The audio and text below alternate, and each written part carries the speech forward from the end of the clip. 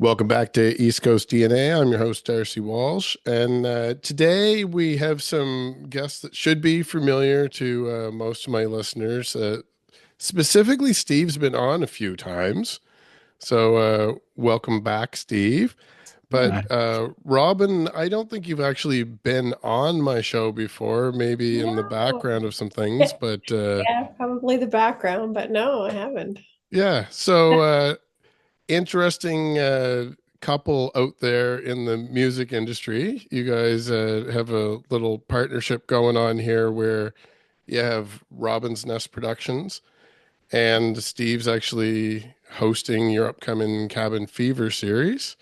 Yeah. So I think what I'd like to hear about first, and I'm kind of basing this on what I want to hear. So hopefully the listeners are in for the same kind of information I want.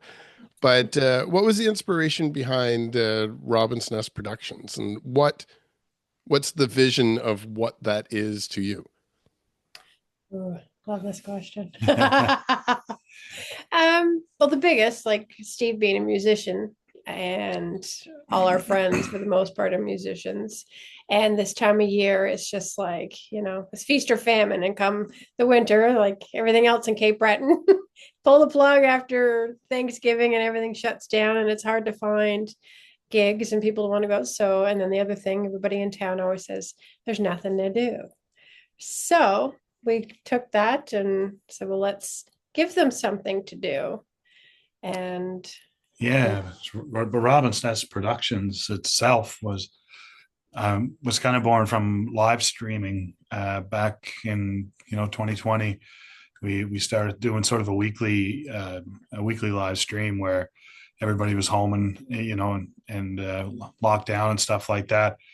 And we just found it was a way to connect with our friends and people out there in the world in general, and started it like that. And then it seemed, that the need or the desire to see that stuff sort of to taper off when things started opening up again. And we just kind of thought the next logical step is to start hosting shows and doing things. So yeah, and then couple that with what Robyn just described, and that's Cabin Fever was born from that. Yeah, the whole concept of like I guess like a house concert has been referenced a few times on the show, specifically with artists that have been performing at them. But Mhm. there's never a lot of detail shared at that point because it's kind of smaller, almost private shows in a lot of cases. But Yeah. I am aware that there are ones that if you know the people that are hosting them, they're open. You just need to know where to go Yeah. to get Yeah. tickets for that kind of thing. And I know that there's other people out there that are promoting them in different little groups out there, but the Cape Breton region specifically, I know a lot of it through your eyes, Steve, because Yeah. early on with musicians up there, it would have been like you and people that were in your orbit that I was first introduced to. Yeah. But I don't know if there's a lot of formalized house party formats up there, like for that type of concert. There's a Not a couple. whole. Yeah, I think Adam Young Adam is Young does the. one. Yeah. There's a few kicking around. I mean, what we do is out in the public, Hmm. in a venue and stuff like that. Anybody can come. That's limited amount of tickets, of course. So grab them up Yeah. if you're thinking about it. So it differs from a house concert sort of thing.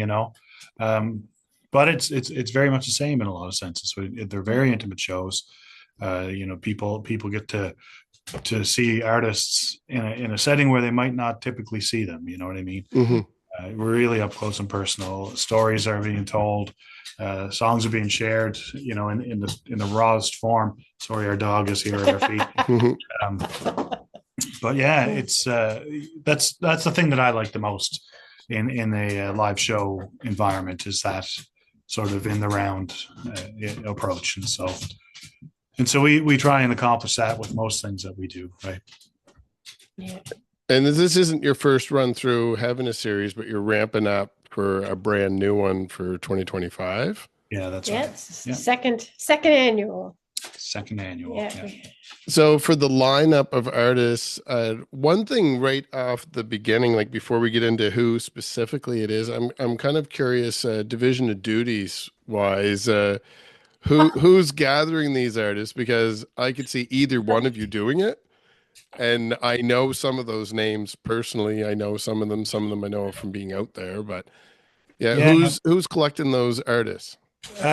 we both kind of do. I suppose it's we as a performer and an industry person, I have a pretty wide network of friends, and they all sort of became Robyn's friends too. So it's she dreams up ones a lot of times that I wouldn't really think of right off the top of my head, and vice versa, and it comes together pretty quickly, right? Once you decide that you're gonna run with it, that part comes together pretty quick. And now, as a host, what do you bring to it that makes it a little unique from one show to the other, aside from the artists that you're performing with? I mean, I think it's just I like to always I like to let the shows happen very organically in a sense, and it happens 9 times out of 10. If the next time you're at a songwriter thing, just pay attention to it. If I have a song about a blue car, and then it's Robyn's turn, she says, "Well, I have one about a green car." And these Yeah. and so a conversation is built between the artists and the audience without even trying to do it, Yeah. and it's really cool. The results are always More probably times far better than than you not, could we hear, script. oh, well, you're singing that. Well, they go completely off their set list. I had a set list all prepared, but means you sang that song. I'm going to bring this one out, and so it's really neat that way. It makes it Yeah, kind of cool. yeah, very cool. Sorry, Yeah, had to get rid of that. put the dog away. Oh yeah, no problem. And as long as we're kind of talking about this specific series, you may as well get into the lineup rather than waiting until the very end and making people Sure. wait. You're starting up February 1st? That's right. Yes. Yeah. Yeah, February 1st, we have Jug Gunning and Mary Beth Carty, both good friends of ours, both really very entertaining souls, and in every respect. So we're really looking forward to it. I think it's a great start. Both great storytellers and really dynamic performers. So we're looking forward to that one. And Steve, of course, is playing in all of them. Yeah. Yes. I'll be kicking, sticking in between the two. I think Yeah. rose between two thorns. On the 15th, a friend of mine, Shane Pendergast, who just released an amazing album, by the way, Winter's Grace, I believe it's called. He's going to be joined by Freya Milliken. Yes. Shane's coming over from PEI, and Freya's going to come in from the Valley and join us for that one. Both wonderful storytellers. Freya is wise beyond her years, I think, and Shane is too. So we're looking forward to that big time. I've heard a lot about Freya. Shane was just on the show, so I'm a little bit more recently familiar. But I did want to commend you as well. I know where Cape Breton can, in the colder months, can sometimes feel a little isolated. Yeah. It was nice that you were able to bring someone over from Prince Edward Island, because I'm sure they have the same winter blues type effect of where is there to go play and what is there to do. So Yeah. Yeah, we expanded it. Last year it was strictly Nova Scotia. And then this year we have New Brunswick, PEI, and Nova Scotia. So, amazing. yeah. Yeah. And then on the 1st of March, we've got the duo Campbell and Johnston and Stephen McDougall from Slow Coaster. Mm-hmm. And Steve's one of my faves. He's a wicked hang, and he's a great songwriter. One of those I call him sneaky songwriters. He ends up on everybody's records, Yeah. songs that he's collaborated on and stuff. And then of course Campbell and Johnson are just monster players, both of them. I'm in awe of both of them. I love to watch them play and perform and sing, and I like the stuff they write, and that's going to be fantastic. That's going to be a high octane show, so you're going to have to buckle in for that one. Yeah. It's going to be fantastic. And then on the 15th of March, we've got another Prince Edward Islander, Joss Rayome. And Yes. Joss just won the International Blues Competition in Memphis. They, by all accounts, kicked a whole bunch of ass down there. So we're really proud of them. And they're coming to join us for the first time in the Cabin Fever series, joined by Dane Peterson. Dane's up and coming songwriter, velvet voice, great storyteller, and he's He's becoming a released an good EP friend. as well.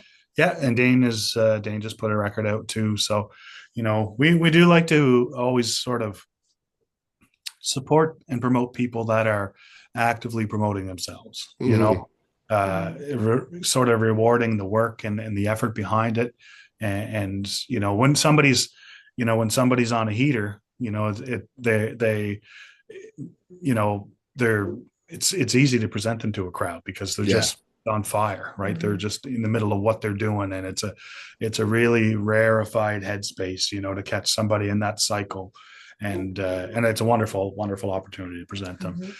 And then we're finishing it up with two real heavyweights, the King and the Queen. I call them Charlie Acorn and Tara Spencer. Hmm. Uh, Amazing. Charlie's done everything with everybody, and you can't Mhm. help but just sit up straiter when he starts to sing and play. Mhm. And Tara is another sneaky songwriter. She's hopped into so many situations with so many people, and just Tara is the ultimate example to me about hard work, determination, and doing all of it with a smile on your face, right? Yeah. And just a heck Mhm. of a songwriter and a wonderful human being. So So, what's the vision for the future for Robin's Nest Productions? We just want to keep doing. We do have another show we'll be announcing very shortly coming up in May. The biggest thing I like, Steve's getting sick of hearing me say this, but um, everybody like the concept of I've never heard of them before, so people won't go. Trying to like slowly eat away at that, if we can bring because the East Coast is filled with so many fantastic musicians that people are missing out. They'll go and don't take this the wrong way. Cover bands have their place too, but people will just go Sure. and pay Yeah. through the nose to go see a cover band, and our tickets are $20, and we've got Hmm. top-notch talent coming, right? So, the more people we've got, more tickets sold for this series than we did last year, almost at this point for sure. So that's good, and it's a lot all new names. Some old ones, of course. We had our crew that came to every single show last year. They booked all their tickets for this year, Yeah, and there's a lot of new names. So I think we're, kind of clawing away at that idea a little bit that, what, yeah, I don't care if I didn't hear them before. I want to go and see what what they sound like. yeah. And we're proud to do it. I mean, like Robyn kind of alluded to, there's a little box you can put everything in, right? There is a cover band scene, and there's all sorts of different genres, and some people just love to go out and dance, and they want to go and do that on a Friday night, and that's fantastic too. And we just look, Yeah, we we need just that too. we just All want to music is carve out music. our niche, I guess, and do it in the best way that we Yeah. can.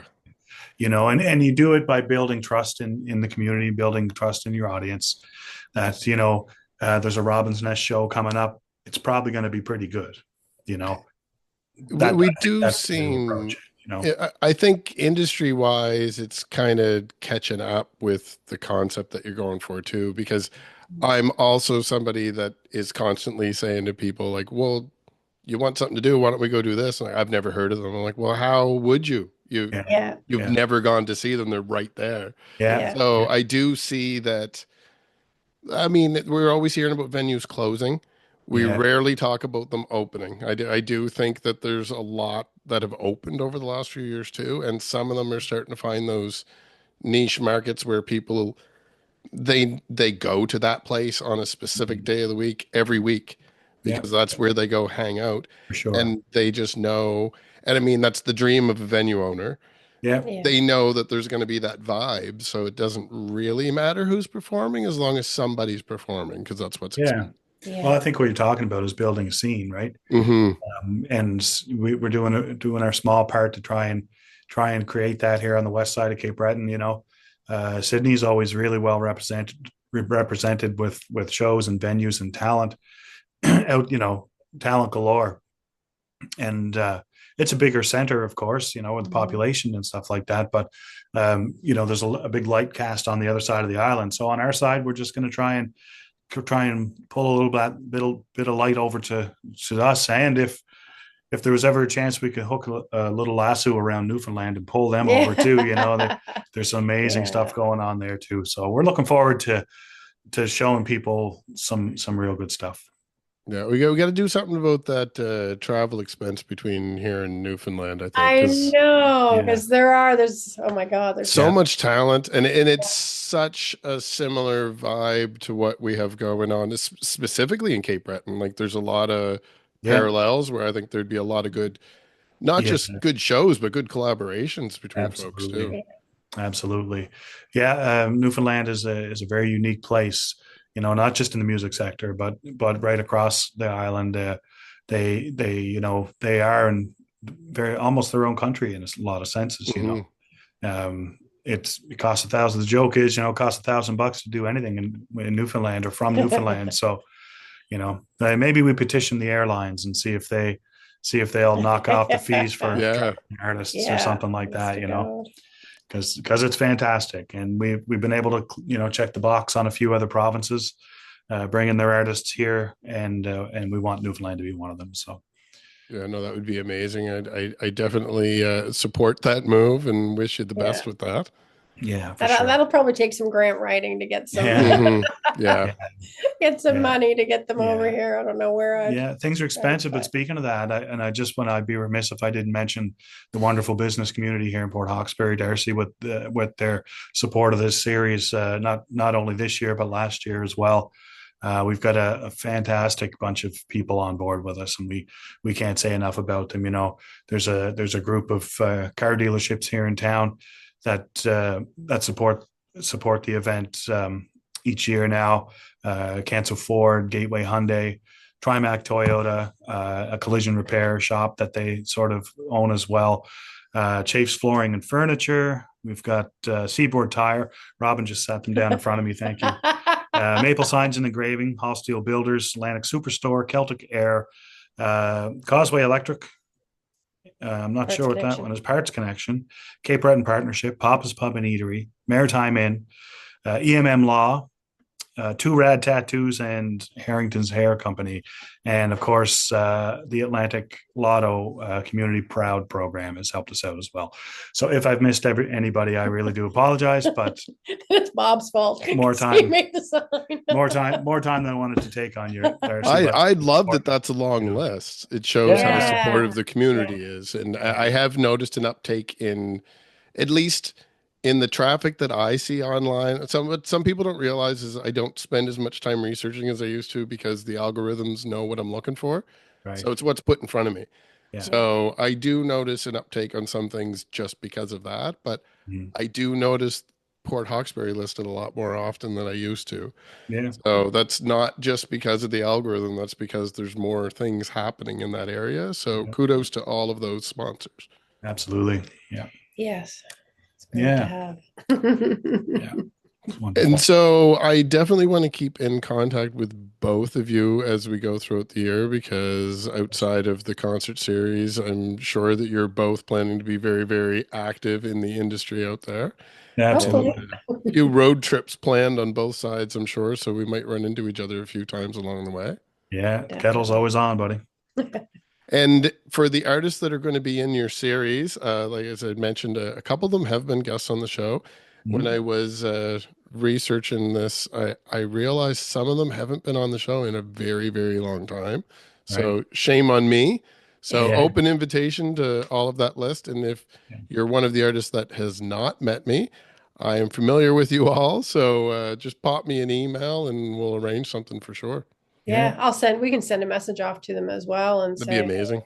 yeah, reach out to Yeah. Darcy and we'll tag you in it too. And And anyone that's watching this that's been following along with East Coast DNA, please subscribe. I'm trying to get the numbers up for views and subscriptions just so that I can do more of this. The higher the numbers are, the more, as you talk about grants, you yeah. need you need you need to show what you're doing in order Yeah. to get people to loosen up those funds a little bit. Yeah. And not to get super political, I might dedicate an episode in the future to it, but it's an election year. All of the guests that have been on my show are relying on grants in some capacity. Yeah. Yeah. So keep that in mind when you're listening to all the babble online about who did Yeah, what and who you should vote for. There's a lot of serious topics out there, you but know, something we never talk about is that. yeah, I Yeah. mean, I think we should keep in mind too how fortunate we are to live in a country that supports the arts the way it does. Absolutely. It's not Yeah. typical, right? Yeah, no, Yeah. we need to remember that, and we need to keep that in mind when Yeah. we're picking new leaders in the very near future. Yeah. So I'll leave it at that without getting too opinionated, but Sure. definitely want to make sure that people keep that on their radar this year for sure. Yeah. Yeah, Yeah. absolutely. Well, thank you both for your time, and as I mentioned, I want to keep up with you, so we will be in touch in the very near future. Yeah. Sounds Thanks, good. Darcy, and thanks to everybody who's gonna see this. Come check us out in Port Hawkesbury, Yes. kicking off February 1st at the Yacht Club downtown.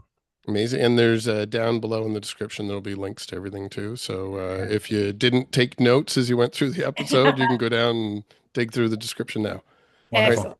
Thanks, Great. everyone. Thanks for Thanks, having bud. us. See you. Bye. See you.